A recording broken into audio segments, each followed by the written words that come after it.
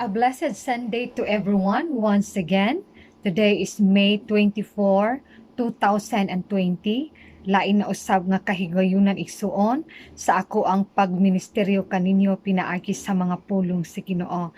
I hope and I pray that this morning the word of God will bring insight, encouragement, no strength sa matag-usan ninyo ka mga kinabuhi karon kung asa mamong dapit or naong sa kalibutan nga naminaw ani minsahia. Ako ang mga pag-ampo and declaration that you will receive the revelation of the Lord today pinaagi sa iyahang mga pulong. Okay, this morning we will be talking about the pitfalls of the devil in these last days. All right. Ang yawa naa siya'y nagkalain-lain nga mga laang nga ginahimo niya aron niya mabingwit ug aron niya masakpan ang mga kinabuhi sa tao, especially gyud ang mga anak sa Ginoo. Di ba kung maghimo kag laang para sa langgam, ayuhon man gyud nato himuon nato atong mga laang aron makakuha gid ta. Kung natay mga himuon nga mga unsa pa na diha nga isda bakaha atong mga paon, ayuhon nato aron mukagat ang atoang biktimahon, right? So ang Satanas, ang yawa nga dili makita, mauusab ang ginahimo niya karon sa ato ang generation. Naghimo siya mga attractive kaayo nga mga laang aron ang atensyon sa mga tao didto gyud mo paingon, no? Nakabantay mo, attractive ang iyahang mga gipanghimo aron sa ingon ang gugma ug ang atensyon ang time sa tao makuha gid niya diha dayon. Mo bitaw na nga kung mabasahan niyo sa pulang sa Ginoo nga halapad jud kay ang dalan paingon sa kalaglagan, no, ug makipot kaayo ang dalan paingon sa kaluwasan. Kay ang dalan padulong sa kalaglagan naa didto tanan, di ba, walay bawal, naa tanang klase nga mga kahilayan, tanang gusto nimo nga buhaton, naa na diha tanan sa lapad nga dalanan. No wonder why nganong attractive ang gate sa hell ug daghan kaayo ang gusto nga mo paingon didto. And like to the narrow gate nga lisod ug masigpit kay ug pipila lamang ang nakatultol niini. So magmaigmat kita karon kabuntagon tungod kay ang yawa bright siya ug kahibalo siya pag-ayo unsaon niya paglitag ang mga tao. Kabalo mo gano ang Satanas, kahibalo siya kung unsa ang imong weakness ug unsa ang ako ang weakness. No, maubito na sa 1 John 5:8 giwarm ni Pedro di ana nga our enemy is like a roaring lion. So kada adlaw siyang nagmulog ug nangita na siya og biktimahon, no? Kada adlaw ang duty sa kaaway, dili mga tulog ang atong mga kaaway nga dili makita. Kanunay siyang naga-estudyo sa imong kinabuhi ug sa akong kinabuhi. Nangita siya og asa kang dapita iyang birahan, nangita siya og asang dapita kaniya malitag aron sa ingon mahimulag ang imong kinabuhi gikan sa kamot sa Ginoo. All right, mo nang di nato siya maliiton kay bisan gani si David nga duol kaayo sa Dios nahagbong tungod di Bathsheba, no? Pamaagi to sa kaaway, di ba? Si Adam and Eve, no? Nahagbong sila. Si Samson, mga pangtukang tao sa Biblia, daghan kay siya napataob, and even sa kasaysayan dinhi sa kalibutan, daghang mga tao nga mga inila, no, mga bantugang tao nga mga alagad sa Dios, mga tao nga nakaila sa iyo na nibiya ni talikod sa Dios tungod lang kay nalitagan sila sa kaaway, no? Hallelujah. Mo na nga ang atong kinabuhi karong panahona ato yung ipakonekta kanunay sa Dios kay dili nato makit-an ang laang sa kaaway isuon, no? Dili ta kakita sa iyang mga pamaagi, dili nato ma-predict kung unsa ang iyang ipang plano against us, but through our intimacy with the Lord, through our prayers, hallelujah, earnest prayers every day, seeking the face of the Almighty every day,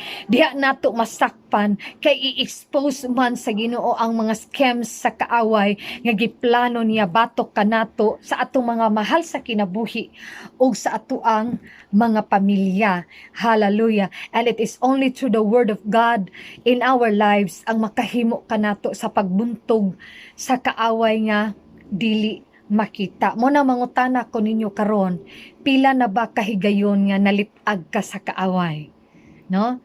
Ako dili ko maingon nga wala ko nalitagan, daghang panahon nga nalitag pud ko siyawa. No nagpasalamat lang ko nga bisan nalitagan ko sa kaaway atong mga panahon nga dili pa kaayo lig-on ang akong pagsalig o pagtuo sa Ginoo, apan gi-rescue lang gihapon ko sa Dios, gipahigawas ko niya gikan sa gapos sa kaaway mo na magbantay kita karong panahon na.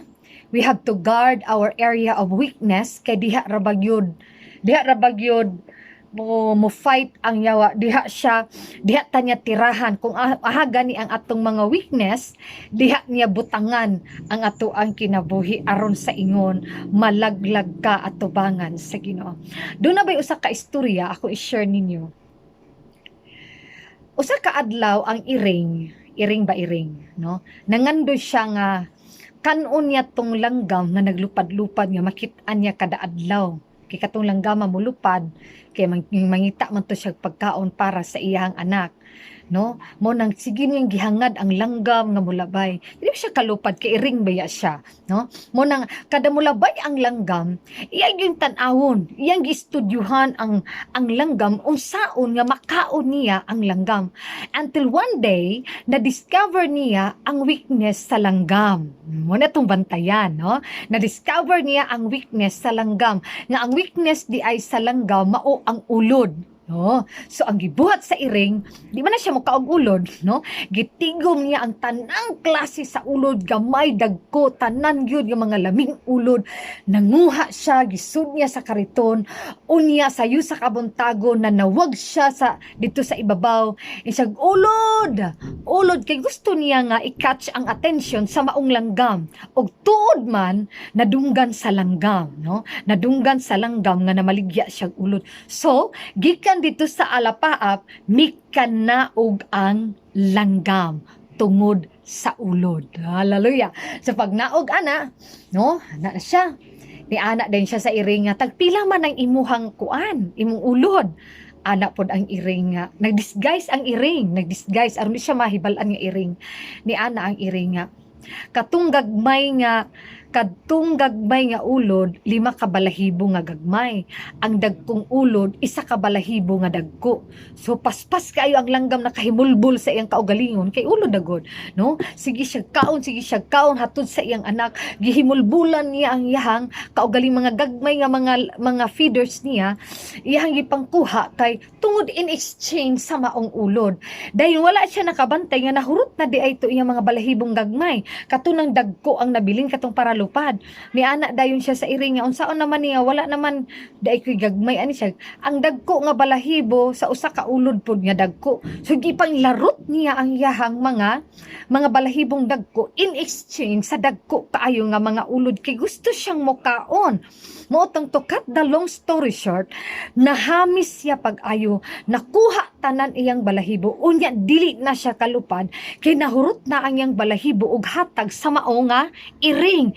Nakanabusog tuod siya, pero namiligro na ang iyang kinabuhi. Pagkahurot sa iyang balahibo, no, then gi-expose na dayon sa iring ang iyang kaugalingon nga dili di ay siya katong ordinaryo nga hayop lang nga namaligya og ulod, pero usa siya ka iring nga namaligya lang og ulod og gitukob niya ang mao nga langgam og ang langgam namatay. So ana ba nga connection, hallelujah, sa kinabuhi nato, bantayan nato ang laang sa kaaway kay usahay dili ta kabantay nga gihinay-hinayan na day taglawog sa yawa hangtod nga ato na lang makit-an ang atong mga kaugalingon nga nagapos na ta pag-ayo di ay sa kaaway unya dili na ta kagawat.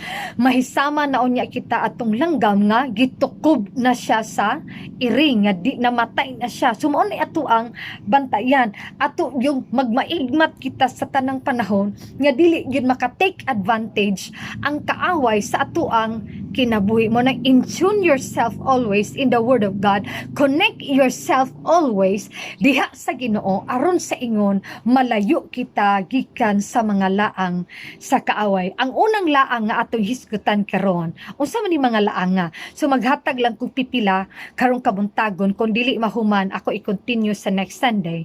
Ang unang laang nga atong hisgutan nga gigamit ka pag-ayo sa kaaway karong panahon na og grabe ka epektibo ni siya nga laang nga daghan kaayong tao ang nagapos og nabiktima kining gitawag og the love of money. All right. Okay, the love of money.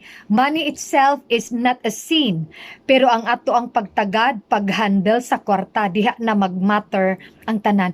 Kay karong panahon na, daghan kay mga tao nga wala nila mabantay ang ilang kaugalingon that they already worship the God of Mammon. No? Grabe kagamhanan ang kwarta tungod kay naay mga tao karong panahon na that they are willing to give up and destroy, wala sila pakialam nga ma-destroy ang ilang relationship ngadto sa ilang pamilya, sa ilang relatives, sa ilang mga higala tungod lang sa kwarta. Di ba makabantay ta usahay nga naay mga pamilya mag-away-away, ang giawayan tungod lang sa kwarta. Dunay mga anak manggipatay, no, relatives versus relatives, family versus family, nang giaway sa tungod sa kayamanan nga gibilin sa ilang pamilya, nang giaway tungod sa yuta, nang gipatay tungod sa yuta, nagbungol og pilang tuig tungod sa yuta. Mao ni example isuon nga ang tao nga ang tao dunay dako kaayo nga paghigugma sa bahandi aning kalibutana. Are you following? Hello. Hallelujah. So, dili ta makaingon no atong tukion ang ato ang mga kaugalingon karon kay usahay ang mga tao, kitang tao allergic kaayo ta kung ang kwarta nay mahisgutan. Nakabantay mo, bisan gani sa sulod sa simbahan, ang mga tao, bisan ang mga Kristohanon, allergic kaayo pag ma-mention na gani ang kwarta sa church. No? Nakabantay mo, pag magtampo-tampo na gani o na mga panghatagon, pag mag-encourage gani ang church sa paghatag, no, support the ministry, support the church, ang ubang tao, ang ilang reaksyon, mayon dayon sila nga, unsa man ni simbahan na, mura naman ni prosperity gospel, unsa man ni simbahan na, nga mura man ni money making naman ni nga ministry, dili naman ni ministry naman ni, di ba ilana dayon kasagara ang reaksyon, ngano ilana man ang atong reaction towards money, ngano masakitan man ta, ngano mo react man ta kung i-require ang bahandi ngadto sa simbahan tungod kay we love money, right? Oh, dako kaayo ang paghigugma sa tao sa kwarta nga dili siya gusto nga mapahimuslan sa uban. Gusto siya nga siya ray magpahimulos sa mga prinsipyo sa mga tao. Ako'y naghago, ako'y nagkayod, ako'y nagbanat ng buto, ako'y magpahimulos mo na prinsipyo sa mga taong dalo. Hallelujah. Praise the name of Jesus. Di ba? We are offended. We are offended every time i-require sa church ang atoang mga bahandi, no? Akong kanuna ipahinumdum karong kabuntagon, piniyalan ka lang isuon, no? Mayon ra ba ng uban nga gipiyalan ra ko sa Ginoo, ako kabalo ko nga gipiyalan ra daw siya sa Ginoo pero hakugan siya, no? Kay mayon gani ta gipiyalan ta sa Ginoo, willing ta mo sacrifice, mo tabang sa mga nanginahanglan, willing ta mo hatag kung unsay needs sa ministry, dili na ka kinahanglan ingnon ang anak sa Dios nga nakabalo nga siya piniyalan sa bahandi lamang nga iyang gihawiran, dili na siya kinahanglan i-remind pa, kabalo na siya sa iyang hunahuna o sa iyang kasing-kasing unsay angay niyang pagabuhaton, right? Hallelujah. So dili na ka ma-offend kung i-require ang kwarta sa simbahan kung unsa may mga gamitan ana para sa kay wala makapara man na sa Ginoo. So dili na ta mag-question kung unsaon, right? Hello, pero bitaw og ang atong kwarta i-require sa ospital, dili ta ma-offend, right? Mubayad ta ang uban milyon-milyon sa ospital, no, tausan-tausan sa ospital kay magpakapuhi gitad ta gustong umatay. Dili ta ma-offend nga atong kwarta i-require sa mga shopping malls, mamalit ta og mga material nga mga butang. Pag sa atoa gani ka og galingong katagbawan, dili ta ma-offend ug bisag unsaon nato atong kwarta makapalit tag mga mahalon nga gamit, pero dili gani ta kapalit og gamit sa simbahan. Hello! Bato-bato sa langit ang tamaan sanay maghinulsol. Di ba? Di mo ingon tag we are good stewards sa mga kwarta nga gihatag sa Dios. Oh, let's better check ourselves right now. Hallelujah. Mo na nga ato ang i-check kung wala ba ta sa pagpunay na tugtanaw sa atong mga bahandi, sa pagpunay na tugtigom og mga bahandi aning kalibutana. Wala ba ka nakalimot no nga nahigugma na day kag duro sa imong kwarta no ato yung i-check kanunay ang ato ang mga kaugalingon. Kay dunay warning si Apostol Pablo kabahay niining bahandi in 1 Timothy chapter 6 verse 10. Nag-ingon siya, kay ang pagkamahigugmaon sa salapi mao'y tinubdan sa tanang pagkadautan. Hello, may mga tawo nga tungod sa kadako sa ilang tinguha nga masapian nahimulag na hinuon sa pagtuo og nahiagom sa daghang mga kagulanan. Mo na nga mutuod jud ko anang giingon sa pulong sa Ginoo nga dili taangay magtigom og bahandi dinhi sa kalibutan kay kutkuton lang na sa mga anay og sa mga taya. Gani ang atong hunahuna gayud ipunting nato sa mga butang nga tuas sa langit kay lumalabay lang taan ning kalibutan na. Yes, tinuod man nga angay ka nga naa kay kwarta, magtigom ka para sa imong pamilya. Yes, tinuod na walay mo disagree anak nga side. But we have to what? Guard ourselves sa tanan natong kahakog kay usahay ang kwarta mo ay hinungdan nganong malaglag ang kalag sa tao.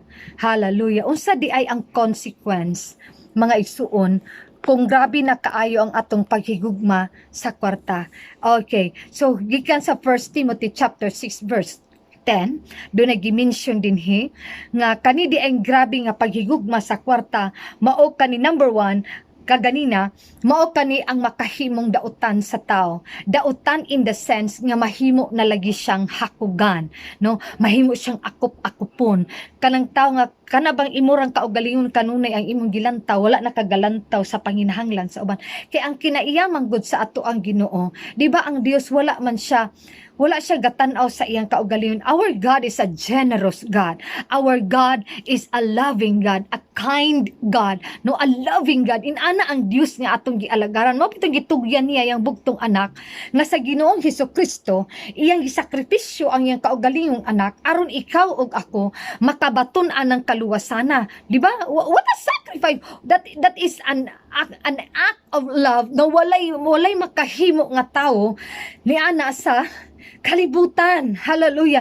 Mo nakita nga mga anak sa Dios gikinahanglan usab nga atong i-adapt kana nga nature. Since we are serving a generous God, dili kita maghinakog igsuon, di ba? Para ba tong parable sa Luke, abasa adto in Luke chapter 12 nga dunay the parable of the rich fool nga matud pa sa istorya nga ang dato nagplano siya og magtukod siya dako kaayo nga barn kay di na kuno paibo sa iyang gamay nga barn ang iyang mga daghan kay abot, no? Daniingon siya siyang kaugalingon nga paglipay kaugalingon, paghudya ka, pagbuhong sa imong kaugalingon kay ano man naanan niya ang tanan apan sa kalit lang giingnan siya sa Ginoo paghilom kay karon pa lang, di ba oh?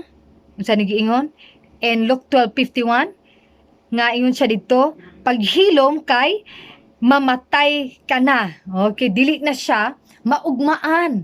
Hallelujah. So inana kamubo ang atuang kinabuhi dinhi sa kalibutan nga dapat atong ituon og ihatag nato sa atuang manluluwas kay wala ta masayod kung kanus-a kita kuhaon sa atuang Ginoo. Alright, ang ikaduha, kanang too much love of money, ingon siya nga ang tawo mahimo usab asad nga mahimo siyang dautan, makabaton usab siya og gitawag nato og sorrowful life, no? Bisag kanus-a abi ninyo, bisag kanus dili gayud makahatag og kalipay ang kwarta, no? Basta mao na siya punting nimo. Bisan gani si Haring Solomon nga pinakadato nga hari sa iyang panahon, siya mismo nag-ingon vanity of vanities, says the preacher. Vanity of vanities, all is vanity. What profit has a man from all his labor in which he toils under the sun? Mo na introduction niya sa book of Ecclesiastes.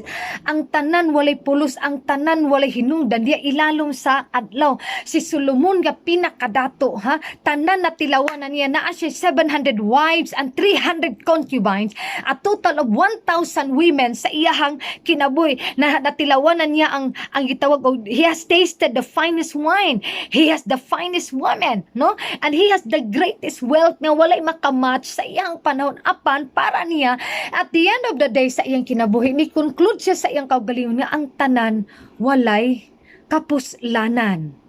Imagine, so usa ka pagpamatuod nga ang bahandi, ang kwarta, dili siya source sa kalipay sa tao. Kay daghang mga taong adunahan karon nga dili sila malipayon, naana nila tanan pero incomplete lang gihapon ang ilang kinabuhi. Di ba ako'y mga nailhan nga mga tao nga ingon ana that they almost have everything in life. Kung balay lay pag-uusapan, kung sakyanan lay pag-uusapan, kung kwarta sa bangko lang ang pag-uusapan, naatanan full fact, pero dili sila malipayon kaya naman naay kulang.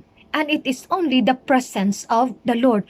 Only Jesus can fill in the void inside us, igsoon. Kaya kung sige lang tagpaningkamot sa kinabuhi, sige lang tangkayod, sige lang tagpangayog, pangitag kwarta, then dili nakasentro ang atong life sa kabubuton sa Ginoo. Bisag kanus dili gid ka magmalipayon. Amen? Hallelujah. Mao na nga, kinahanglan atong likayan ang pagpunting sa atong kinabuhi aning bahandi sa kalibutan. Dili na to istreson ang ato ang life kung wala tay ingon ani din ang uban naa. Dili na to istreson ang atong kaugalingon nga kung sila na dato ikaw ayaw pag-inana. Hallelujah. Kanya ang future nga giandam sa Dios nimo igsoon, lahi pud sa future nga giandam sa Dios sa mga uban. Matud pa sa usa ka quotations nga ako ang nabasahan, akong basahon ingon siya, money can buy the finest position in the world but not the God-given good health. Tinuod na, di ba? Daghan kaayong tao karon nga naay mga milyon, pero ang ilang sakit pod kay milyon. Moangay ka, naa kay milyon-milyon sa bangko, pero gikanser pug ka, no, kada bulan ka na kay kagimbal-gimbal nga sakit nga imong gidaladala nga kada bulan ka tusukon og dagong, kada bulan ka i-ospital. Never mind, no? Money can buy you temporary pleasures but not the joy that comes from the Lord. No, ang mga tao gipangita nila ang kalipay sa diskuhan, no? Nangita sila kalipay sa bino, gipangita nila ilang kalipay sa barkada, sa mga babae, sa sex, sa illegal drugs. Inana ang kalipay nga gikonsider sa mga tao nga wala sa Ginoo. Pero ang kalipay nga tinuod nga wala nila makaplagan, kanang kalipay nga ihatag ni Jesus Christ sa imuhang dughan the moment you give your life to Him. Di ba? Kaya ang mga Kristohanon, pag naan natay Ginoo, bisan unsa nga mga problema nga moabot sa atong kinabuhi, dili biya ta matinag, di ba? Wa tay lungagon pero malipayon. Wala tay kwarta pero mokatawa ta, right? Lami ka aligri ang kinabuhi. Ngano man na, it is because of the presence of the Lord in our lives. In anak kanindot ang tawo nga naa sa Ginoo. Ang uban pag walay kwarta sa puton, pero ang anak sa Ginoo bisag piso na siya wala iya mo ang malipayon sa tanang panahon. Praise the name of the Lord. Money can buy you a lot of friends but not a good God-fearing friend. Tinuod. In the book of Proverbs the book of Proverbs declares nga matud pa dito, money attracts people. Tinuod, bantay gali ng mga taong kwartaan, di ba? Daghan kay makig-amigo, daghang ganahan basta dato, di ba? Bisan sa naaga ni mga party-party, ang lamisa nga espesyal i-reserve gina sa mga adunahan. Ang palingkuron sa espesyal nga mga adunahan magina. Ang mga bukot-bukot og naon dito na sluyo. Inana ka powerful ang kwarta pag marami kang pera, marami kang kaibigan. Pero dili nimo mapalit ang usa ka God-fearing friend. Hallelujah nga hinatag sa Ginoo. Money can buy you a fortified city but not the protection of the Lord. Daghang mga dato karon nga di ba naa sila mga lig-on nga mga proteksyon sa ilang balay, taas og mga labat inana kay dili sila masudlan sa kaaway. Pero ang tao gani nga naa sa Ginoo, bisan ang yang balay walay sira, malipayon og malinaw ginang matulog panahon sa kagabhion. Maghagok gina siya isuon because rest assured siya nga sa iyang pagkatulog adunay mga manulunda nga nagbantay didto sa gawas nga bisan kanusa dili yud kayang tumbasan sa bahandi sa kalibutan. So dili nato ibaylo ang atuang maayong relasyon sa Ginoo sa kwarta sa kalibutan nga lumalabay lamang igsoon. Yes, naa kay business, yes, naa kay trabaho, naa kay pangitaan sa kinabuhi. Pero kung kana ganing pagpangita og kwarta mo ay number one nimong priority, instead of putting God first in your life, ako ka lang prangkahan karon pa lang daan, dili gid ka mo lampos igsoon. Pero kung imo ganing when you put God first in your life, number one gid ang Ginoo sa imong kinabuhi ug ang uban mo follow na lang dayon. I assure you, sa tanan nimong pagabuhaton ubanan gid ka sa Dios igsoon. Dunay usa ka istorya di ani ako i-share. Kabahin aning naapata sa Sorrowful Life kung say kaya nga mahatag aning kwarta o dili kayang mahatag sa kwarta. Na ako'y nabasahan nga testimony kabahin ni Cristina Onassis. Na wala ko nakailan nga nabasa lang nako ni. Kanina si Cristina Onassis is one of the world's richest women. Imagine, one of the world's richest women sa iyang panahon, ha? Girace daw siya sa iyang ginikanan in a fairy tale kind of life. Ang iyang mga dolls, hallelujah, gidress daw na sa Dior, di ba brand man ng Dior, mahalon nga brand. No, ang Dior ang nagdress sa iyang mga dolls ug ang tig-present niya og mga punis ang hari sa Saudi Arabia sa ihaning panahon, ha, and she was the only heir. Sayunan ka na tagapagmana na usa sa pinakadato nga babay sa tibuok kalibutan, din siya lang ang tagapagmana sa iyahang ginikanan. Din kato kunong paggawa sa Coca-Cola sa una nga dito pa sa United States, di ba Coca-Cola pa man to sa una, karon kay na Coke na. Paggawa sa Coca-Cola sa unang panahon nga dito pa mapalit sa United States of America, magpadala siya og jet plane kay ipa-pick up niya ay ang favorite ice cold drink. Inana siya kadato. But the author says sa kaning sa iyang kinabuhi si Cristina Onassis, though she has everything in life, pero daghan kaayo ang nakabantay na lonely siya nga pagka babae. Wala siya malipayon sa iyahang kinabuhi. Kaya nga naman, wala siya Jesus. Okay? So, inana ba? Dili nato gyud kayang paliton ang panalangin nga gikan sa Ginoo. Mo na kung ikaw nga naminaw karon, ayaw gyud ibaylo ang kind of blessings that money cannot buy. Libre og available igsuon, ma-avail na nimo once you give your life to Jesus. And number 3 nga effect sa too much love of money, itong kaganina is mahimo kang dautan, no, the sorrowful life, number 2, and number 3, and satisfied life. Kung sige kag pangandoy di ay kwarta, bisag kanus apod, dili ka matagbaw. Remember that man is a wanting animal. Pag naana na siya, gusto pag ina siya daghan, di ba? Gusto mangandoy pag ina siya daghan, gusto pa more and more and more and more. Inana ang kinaiya nato nga mga tao nga kinahanglan nga ipabag-o nato sa atuang manluluwas, ipabag-o nato sa Ginoo aron sa ingon mabag-o usab ang atong mentality og dili na kita mahimo nga magpuyo aning kalibutana nga napuno sa kagul-anan og napuno sa unsa man kita nga walay katagbawan. Okay? Only Jesus can satisfy your church. Dili na siya kayang punan sa kwarta. Yes, tinuod. Paras good na mo kami, wala man may mga milyon. Wala may mga kwarta nga gipanghawiran. Pero panahon nga na kami madawat nga panalangin, bisan unsa kagamay nga kantidad, dako na kaing kalipay namo. No? Pag wala po'y madawat, malipayon lang gihapon kaimi sa nga tanan. Kay para namo manggod, personally, kahibalumi nga ang Dios, nasayod na siyang daan sa among mga pagpanginahanglan. So dili na mo istreson ang among kaugalingon. Kay dunay insaktong panahon sa mga panalangin sa Ginoo.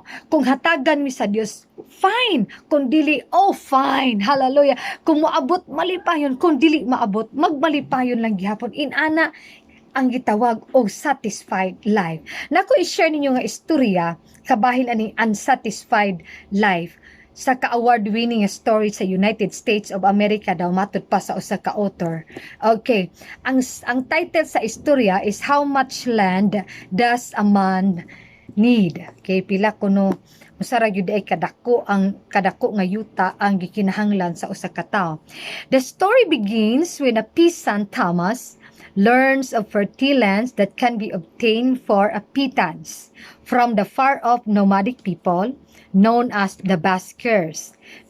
Una, si Tomas, na siya nadunggan ba nga na ako na yuta nga baligya dito sa layo kaayo nga dapit nga pwede ra nimong paliton sa barato kaay nga kantidad. So miadto siya, wala siya naglangan og panahon.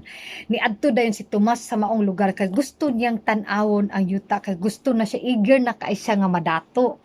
Alright, so pag adto niya dito, nakita niya nga ang yuta bilabihang dili nimo makita sa imong mata ang kalapad o kadako sa yuta. So grabe jud siyang dakua, no? Ang description sa yuta matud pa dito sa story, iyon siya nga he finds a land beyond his wildest dreams. So perting dakua. The soil is lush, black, fruitful, carpeted with thick green grass. Then, na mga lakes, meadows, and thick forest. Inana kanindot ang yuta nga iyang nakita. Sumuto nangot na siya sa mga tag-iya nga pila ang kantidad sa yuta unsa iyang buhaton para iyahang maangkon kato nga yuta nga bilabihang dakua. Gamay ra gyud kaayo nga kantidad, very afford sa parehas ni Tomas nga pobre. Pero dunay kondisyon ang gihatag sa tag-iya sa ang mga tag-iya sa yuta. Matud pa sa tag-iya sa yuta nga mapalit nimo siya sa pinakamubo nga presyo nga kaya nimong i-afford, pero kinahanglan nimong daganon. Kinahanglan nimong daganon ang yuta nga imong ganahan nga kutob sa matumban sa imong tiil imuha. Ana ang kondisyon di ay. So giingnan siya. So from sunrise to sunset ang ilang kondisyon. Pag-rise sa adlaw, kinahanglan before sunset makaabot na siya sa iyahang nahimutangan aron mapanag-iya niya ang yuta nga iyahang pangandoy. So mautong pag subanggit sa adlaw, na duro na dagan si Tomas, hala ka diha, tanang yuta giagian kay ang kondisyon baya tanan nga tumban sa imong tiil imuha. So tanang gitumban niya, haleluya, gidagan niya tanan na bilabihang dakua, pila ka hektarya, pila ka milya nga layo ang yuta. Gidagan niya duro kay gipangtumban niya ang mga dapit nga gusto niyang maangkon. Hallelujah, so nalibot niya halos tanan ana. Din hapit naman ni salop ang adlaw. Numoto di balik na siya. Nang gadagan na siya duro kay ang adlaw gigukod. So nakit-an naman siya sa mga tag-iya sa yuta. So nagsagit na ang mga tag-iya sa yuta. Dagan! Pagdali kay aron maimuhan na ang yuta. Pertin niyang dinagan na. Din ang iyang matod pa sa story, ang iyang dughan mura nagmubuto. Kay nahutdan na siya hapit og oxygen. Then ang iyang mga tiil na muypoy na pag-ayo, iyahan na lagi guyod og pugos. Kaya gusto niya nga abton yud ang iyang nahimutangan sa dili pa mosalop ang adlaw. Gi-encourage siya sa tag-iya sa yuta, sa mga tag-iya sa yuta. Dali Tomas, you are almost there. Aron maimuhan na ang iya jud gipugos ang iyang kaugalingon og tuod man. Igo gyud siya nakaabot sa iyang nahimutangan katong origin ginya. No, wala sa pagdagan pala niya. Nakaabot man tuod siya sa iyang nahimutangan. Apan namatay usab si Tomas. Nga naman kay wala na nakaya sa iyahang heart. In give up iyang heart, igo siya nakaabot og nawad-an siya sa iyang kinabuhi. Mao na nga kaning title nga how much land does a man need? Ang tubag ani suon. Kung unsa day ta kataas, maora gyud ang yuta nga dapat ang ato ang gikinahanglan. Nganuman kay maoray atong lubnganan inigbiya nato aning kalibutana. So too much di ay ambition, too much money, too much nga gusto nimo sa kinabuhi is dili di ay maayo atubangan sa Ginoo. Kay bisag unsaon pa nato pagpaningkamot aning kalibutana, kung dili ka bubuton sa Ginoo, dili gyud nato maabot ang klase nga kinabuhi nga gusto lang nimo apan dili gusto sa Dios. Kay kung ato day ipamugos ang ato ang pangandoy aning kinabuhi, mahisama kita kang Tomas. Hallelujah, nga dili nato mabantayan nga mamatay na daita tungod sa ato ang grabing pangandoy nga maka-acquire og daghang bahandi aning kalibutana. So karong kabuntagon, mao lang sa kani ang unang laang nga akong i-share kaninyo. Sa sunod Domingo akong i-share na usab ang lain nga laang nga mao'y nakapalaglag sa mga anak sa Dios dinhi sa kalibutan. So atong hinumduman kanunay that the love of money is the root of all kinds of evil. Ug aron nga dili kita aron ang atong kinabuhi makahimo gyapon kita pagbuhat sa mga butang nga makapahimaya sa atong Ginoo. Kinahanglan sa tanang panahon ato yung isubmitar ug moobey kita kanunay sa gisugo sa Dios sa atong kinabuhi igsuon, aron dili nato makaplagan ang atong mga kaugalingon nga malayo dinha sa presensya ug sa kabubuton sa atong Dios Amahan. Kay ang pagpunay ug punting sa mga butang ug bahandi sa kalibutan mao gyud na siya usa sa mga rason nganong daghan kaayong mga tawo karon ang nalaglag, daghang mga tawo ang nalayo gikan sa kabubuton sa Dios. Hallelujah. Manang always remember para sa atong kanta nga nag-ingon, only you Lord can satisfy my needs. Walay laing makatagbaw, walay laing makahatag og kalipay, walay laing source sa kalinaw, gawas lang sa atong Ginoong Hesus. Magampo ta. Amahan nga balaan, mapasalamaton kami karon nga kabuntagon Ginoo. I pray, O God, that you will continue to reveal yourself sa mga tawo nga naminaw sa imong mensahe karon. Mubo lamang ka to, Father God, but I believe, Holy Spirit, ikaw ang magaministeryo kanila ni adto Ginoo. Padaygi sila o Diyos sa mas lalumpa, istoryaha sila, pinaagi sa imo mga pulong, nga walay bisan unsa pamang mga laang sa kaaway, ang makapahimulag kanila gikan kanimo sa ngalan ni Jesus. Amen.